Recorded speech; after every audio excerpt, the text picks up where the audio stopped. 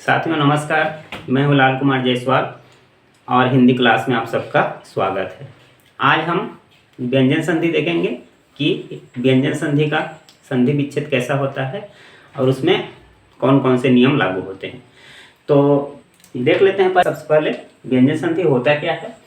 व्यंजन संधि मतलब व्यंजन वर्ण का मेल स्वर से भी हो सकता है और व्यंजन वर्ण का मेल व्यंजन से भी हो सकता है और स्वर का मेल व्यंजन से हो सकता है। बोलने का मतलब है स्वर और व्यंजन जब आपस में एक दूसरे से मिलते हैं तो जो विकार उत्पन्न होता है उसको व्यंजन संधि कहते हैं।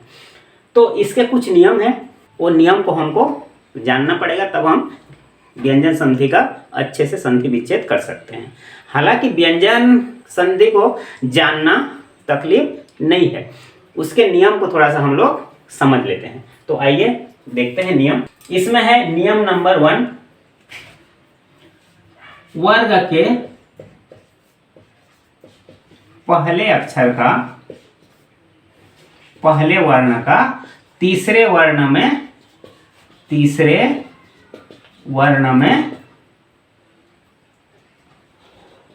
परिवर्तन। बोलने का मतलब है हमारे जो 5 वर्ग हैं, जो स्पर्श व्यंजन के 5 वर्ग हैं, उसमें से क वर्ग, च वर्ग, ट वर्ग, त वर्ग, प वर्ग, तो इसके जो क वर्ग, च वर्ग, ट वर्ग, त वर्ग, प वर्ग है, ये अपने से तीसरे वर्ण में परिवर्तित हो जाते हैं। मतलब क का ग, च का ज, ट का ड, त का द, प का ब। ये इसका नियम है।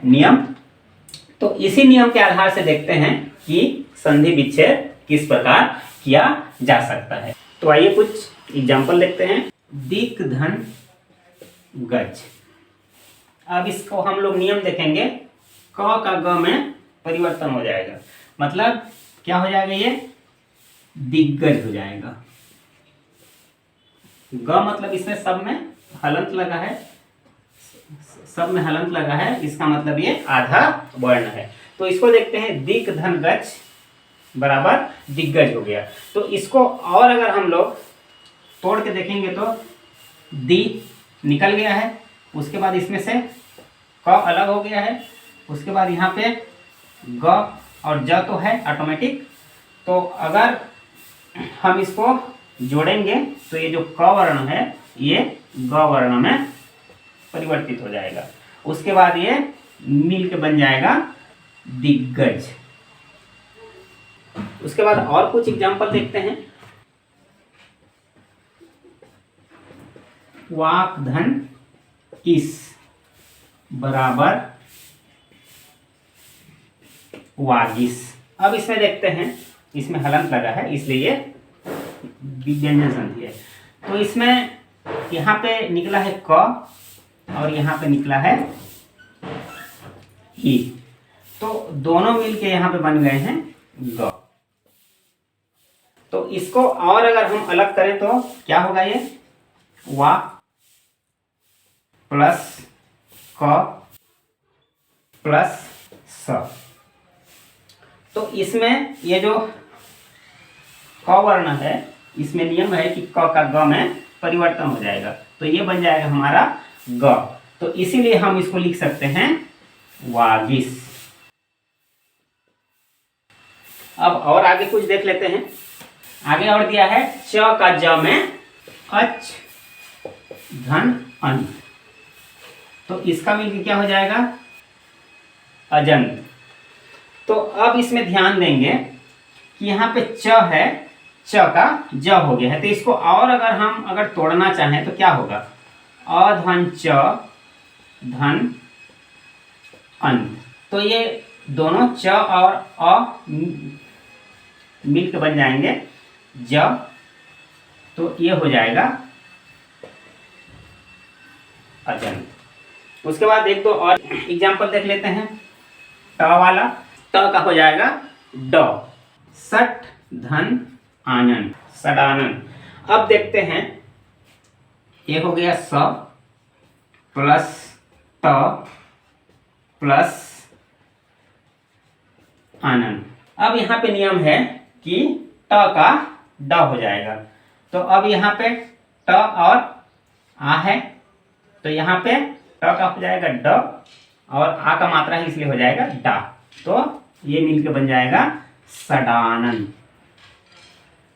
ठीक है मित्रों, अब आगे देखते हैं त का द कैसे होता है।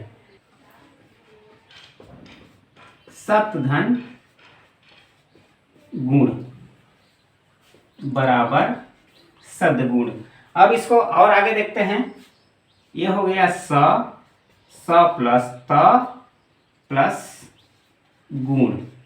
तो अब यहाँ पे दिया है कि त का द हो जाएगा, तो ये त के जगह पे हम लोग क्या लिख देंगे, द लिख देंगे हलंत लगा के। उसके बाद ये हो जाएगा सदगुण। उसके बाद एक एग्जाम्पल प का भी देख लेते हैं।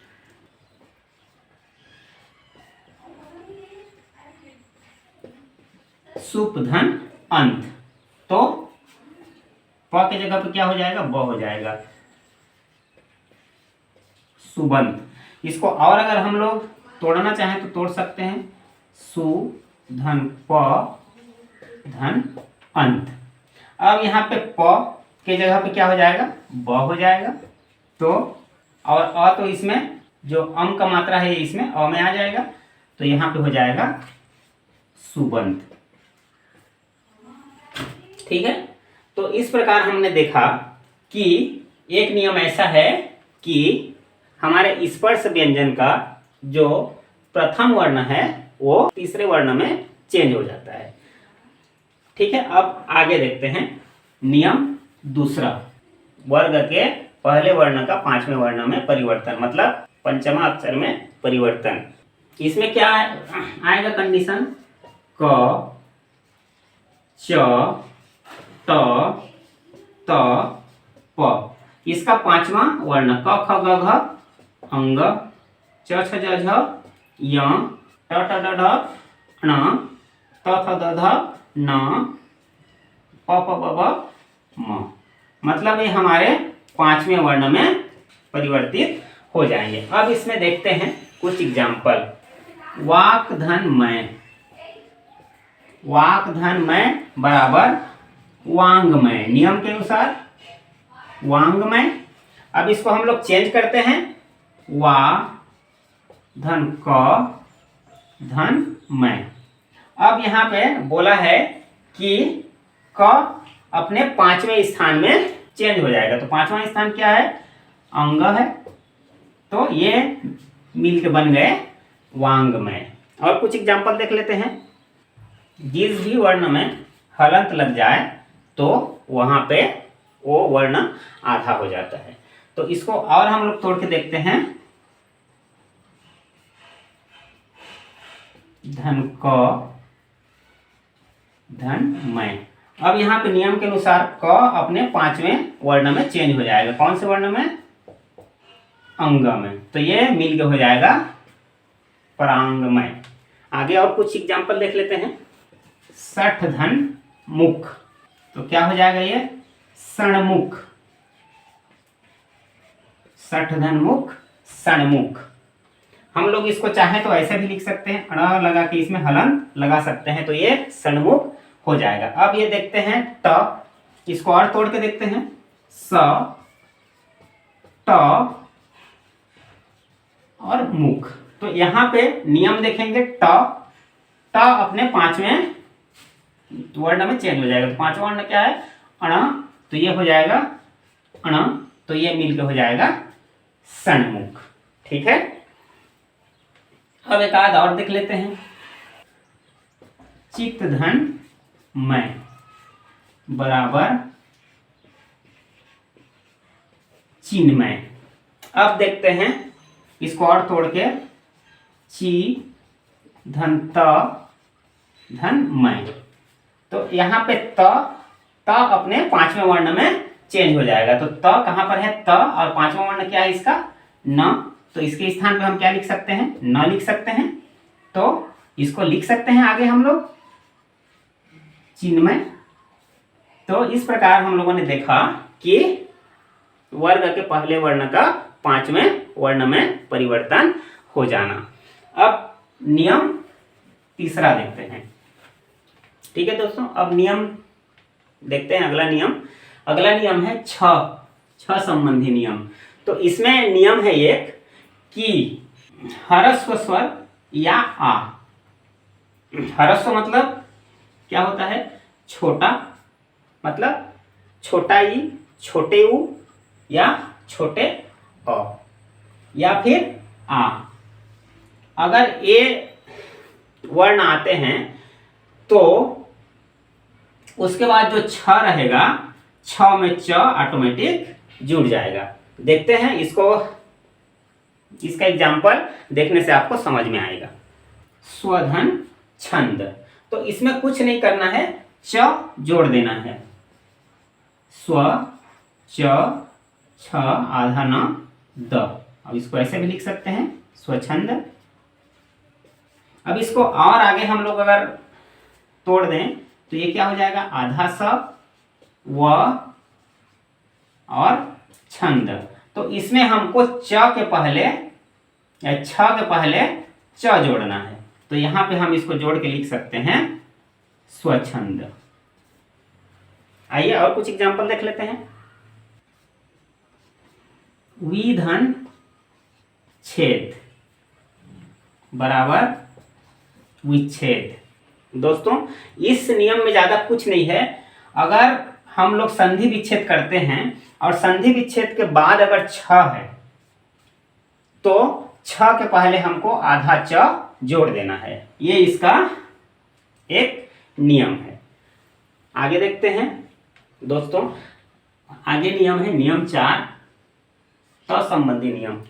हम लोग जब संधि विच्छेद करते हैं तो अगर त आता है तो त चेंज होके च बन जाता है, अपना त च में परिवर्तित हो जाता है। देखते हैं नियम, इसका एग्जाम्पल देखने से समझ में आएगा। उत्धन चारण बराबर उच्चारण। अब इसमें देखते हैं नियम लागू हो रहा है कि नहीं। यहां बोला है त च हो जाता है, त च में परिवर्तित हो जाता है। तो देखते हैं त, यहाँ पे त, इसको हम लोग लिख के देखते हैं। उ धन त धन चारण। तो ये त के स्थान पे हम लोग क्या लिखेंगे? आधा च लिखेंगे। तो ये बन जाएगा उच्चारण। उ आधा च चा र न, उच्चारण। देखते हैं और एग्जाम्पल देखते हैं। सतधन चरित्र बराबर सच्च चरित्र। अब यहां देखते हैं स प्लस त प्लस चरित्र। तो यहां पे त क्या हो जाएगा? त च में परिवर्तन हो जाएगा। तो इसको अगर हम हलंत लगा दिए तो भी आधा च है और इसको ऐसे भी लिख सकते हैं। तो ये हो जाएगा सच्चरित। उसके बाद और आगे नियम देखते हैं। तो साथियों अगला नियम इसका, अगर त के बाद ज आता है, त के बाद ज आता है तो ये त जो है ये ज बन जाता है। इसका एग्जाम्पल देखेंगे, उसके बाद समझ में आएगा। सतधन जन, इसमें देखिए त के बाद ज आया है तो इसका नियम बोल रहा है कि स के बाद अगर त आता है तो वो ज में परिवर्तित हो जाता है। तो ये जो हमारा त है हम इसको मान लेते हैं कि ये ज है। तो अब हम इसको लिख सकते हैं स और ये ज और ये जन, सज्जन, ये सज्जन। एक आध एग्जाम्पल और देखते हैं। उत्धन ज्वल। अब देखते हैं इसको। उ त और ज्वल, उज्ज्वल। तो यहां पे दिया है त, तो त के जगह पे हमको क्या लिखना है? ज लिखना है। तो इसको हम लोग लिख सकते हैं उज्ज्वल। इसमें साथियों एक बात ध्यान रखना, ये ज दोनों बार हाफ हाफ आया है, ये उज्ज्वल, उत धन ज्वल मिलके उज्ज्वल बन गया है। नेक्स्ट नियम है स से पहले अ आ के अलावा कोई भिन्न स्वर हो तो स का श हो जाता है। इसमें देखते हैं अगर हम संधि विच्छेद करते हैं तो अगर स आया है, स के पहले अ आया है, स के पहले अ आया है तो स का स में परिवर्तन हो जाता है। एग्जाम्पल देखते हैं सुधन समा। इसमें देखेंगे हम लोग सु लिखा है तो सु को देखेंगे तो सु में क्या है, उ है। इसको हम लोग अगर तोड़ के लिखना चाहें तो कैसे लिख सकते हैं, स धन उ, उसके बाद समा। तो इसमें बोला है ये स के जगह पे क्या आ जाएगा, ये षटकोण के स आ जाएगा। तो इसको हम लोग लिख सकते हैं जोड़ के, स उ का मात्रा है सु और ये स और ये मा सुषमा। और एक आध एग्जाम्पल देखते हैं वि धन साध। तो इसमें लास्ट में क्या दिया है वी, तो इसमें क्या निकलेगा ई निकलेगा और इसमें क्या निकलेगा साध। अब इसमें देखते हैं वी में ई निकल गया तो क्या बच गया, वह बच गया। अब यहाँ सा के स्थान पे क्या लिखेंगे हम लोग, सा लिखेंगे। अब देखते हैं यहाँ वह है, वह है, इसमें ई का मात्रा है वी, उसके बाद सा, उसके बाद द, विषाद। और देख लेते हैं एक एग्जाम्पल नी साध। अब इसमें निकालते हैं क्या निकलेगा, इसमें ई निकलेगा और इसको साध को लिख देते हैं साध। अब इधर ई निकल गया तो न बच गया इधर। अब इसको देखते हैं इस सा के स्थान पे क्या लिखना है हमको, ये वाला सा लिखना है। अब इसको न है हमारे पास, न में ई का मात्रा है, नी लगा दिए। उसके बाद ये सा के जगह पे ये सा आ गया है सा और ये त, निषाद। तो दोस्तों एक ही वीडियो में अगर सबको करेंगे तो लंबा होगा, तो मैं व्यंजन संधि का एक वीडियो और ला रहा हूँ, उसमें और कुछ नियम हैं, तो उसमें फिर आपका व्यंजन संधि कंप्लीट हो जाएगा। तो दोस्तों आशा करता हूँ कि आज का वीडियो आपको अच्छा लगा होगा, और अच्छा लगा हो तो लाइक और शेयर करना ना भूलें। धन्यवाद।